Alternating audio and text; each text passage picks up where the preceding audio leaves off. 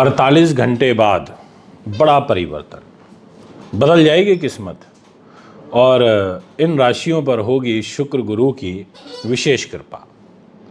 आगे राशिफल जानने से पहले कुछ बातों का जानना और समझना बहुत ज़रूरी है, क्योंकि आज की यह वीडियो शुक्र ग्रह से जुड़ी हुई है, शुक्र के रिजल्ट को दर्शाएगी।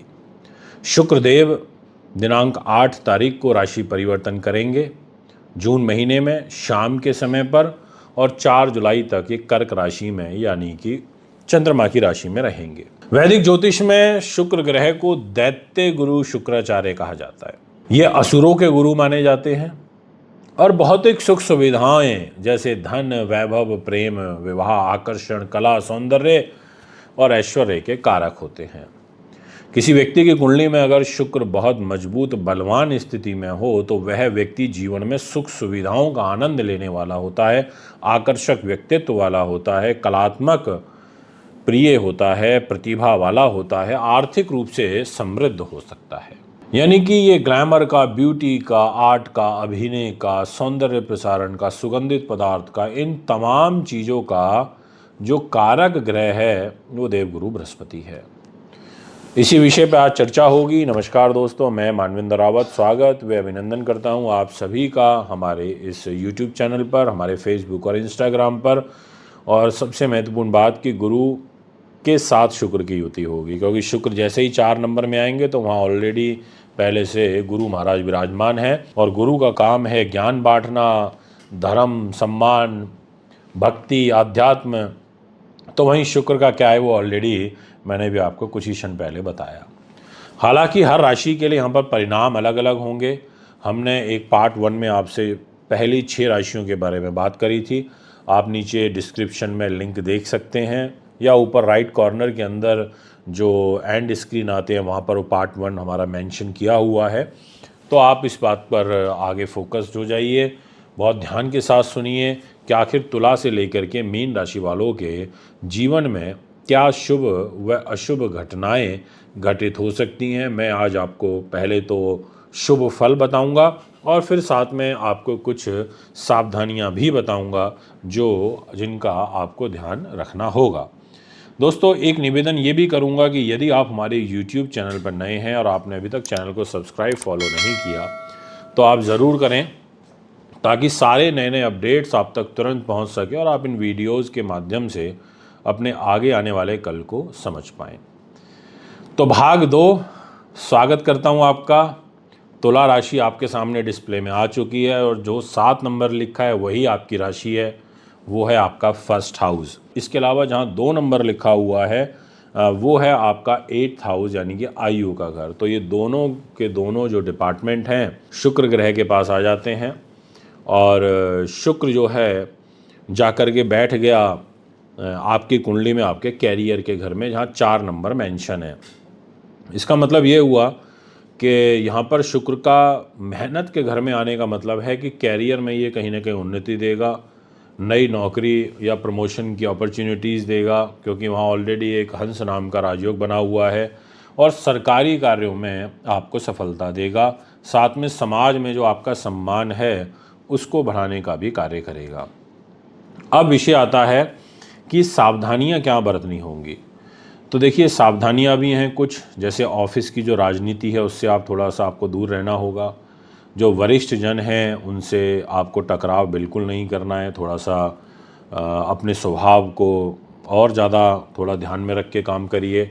और इसके अलावा जो नेक्स्ट राशि है वो रहेगी वृश्चिक।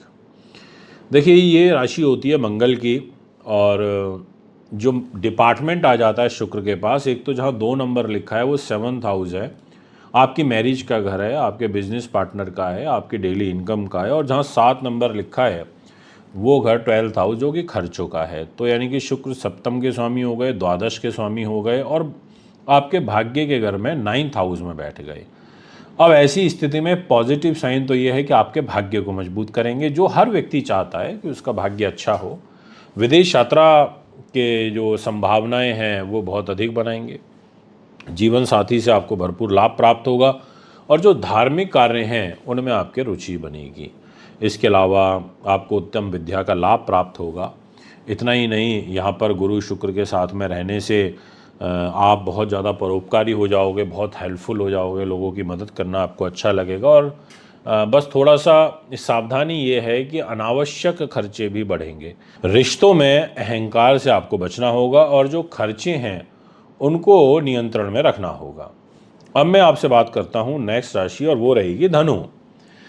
आप देख सकते हैं जो आपका छठा भाव है, यानी कि जहाँ 2 नंबर लिखा है और जहाँ 11 नंबर लिखा है, ये दोनों घर आपके हो जाते हैं शुक्र ग्रह के, और शुक्र आपके अष्टम भाव में चलेंगे, यानी कि छठे भाव का मालिक अष्टम भाव में आ गया। ये अच्छा नहीं है, और वहाँ पर गुरु भी ऑलरेडी बैठा है। बट क्योंकि गुरु के पास भी पैसा है, शुक्र के पास भी बैठा और अष्टम भाव में बैठे हैं, तो ये गुप्त तरीके से पैसा दिलाने वाला घर भी होता है, गुप्त युक्तियों से होता है, डीप रिसर्च का, ऑकल्ट साइंस का होता है। तो अचानक धन लाभ के योग बनेंगे, रिसर्च और गुप्त कार्यों में सफलता मिलेगी। पुराने जो विवाद हैं वो आपके सुलझ सकते हैं, पर सावधानियां ये हैं कि स्वास्थ्य का ध्यान रखना है, निवेश सोच समझ के करना है, रोग चोट शत्रु बाधा पुलिस केस मुकदमे से बच के रहना है। ये एक आपके लिए तनाव का कारण मुझे यहाँ पे नज़र आ रहा है। अब आपसे बात करता हूँ इस विषय को आगे बढ़ाते हुए नेक्स्ट राशि की, और वो रहेगी मकर।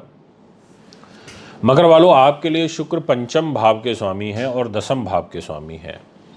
पंचम और दसम, बिल्कुल ठीक सुना आपने, यानी कि आपकी बुद्धि उन्नति और आपका कैरियर। और शुक्र आपके सप्तम भाव में रहेंगे, दाम्पत्य जीवन के घर में रहेंगे, यानी कि गुरु के साथ रहेंगे। बहुत सुंदर योग विवाह का बना रहा है, कोई रिश्ता पक्का हो सकता है। बिजनेस पार्टनरशिप में आपको लाभ मिलेगा, कैरियर में आपको विस्तार के योग बन रहे हैं, प्रेम संबंध आपके यहाँ पर मजबूत होंगे।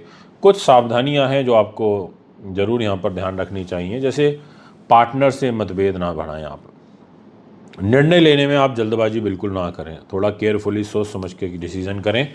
बाकी हाँ, ये ज़रूर है कि एक केंद्र त्रिकोण राजयोग बना हुआ है यहाँ पर, और एक केंद्र त्रिकोण राजयोग शुक्र का बहुत अच्छा होता है, प्रमोशन ट्रांसफ़र उन्नति के योग बनाता है, एजुकेशन में सफलता दिलाता है, यानी कि आपको एक पॉजिटिव जो सोच है वो यहाँ पर देगा। आपको मेहनत के आप बहुत अच्छे तरीके से करोगे, ये एक अच्छा साइन है।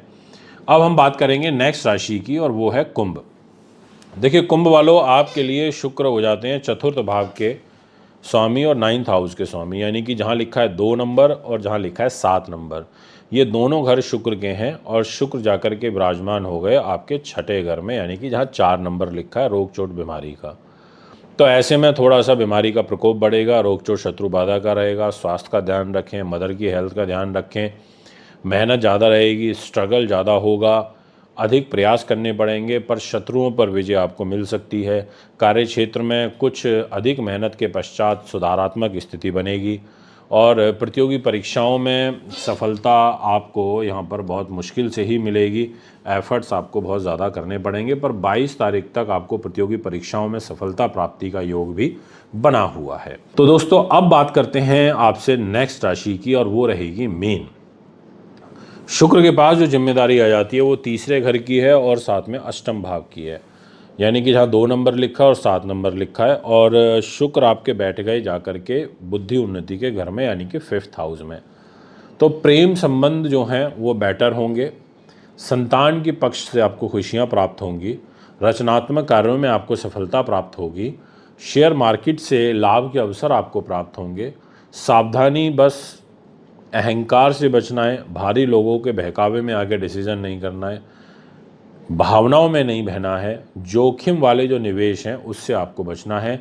तो दोस्तों, ये है आपका पार्ट सेकंड जो शुक्र राशि परिवर्तन का मैंने अभी आपको बताया।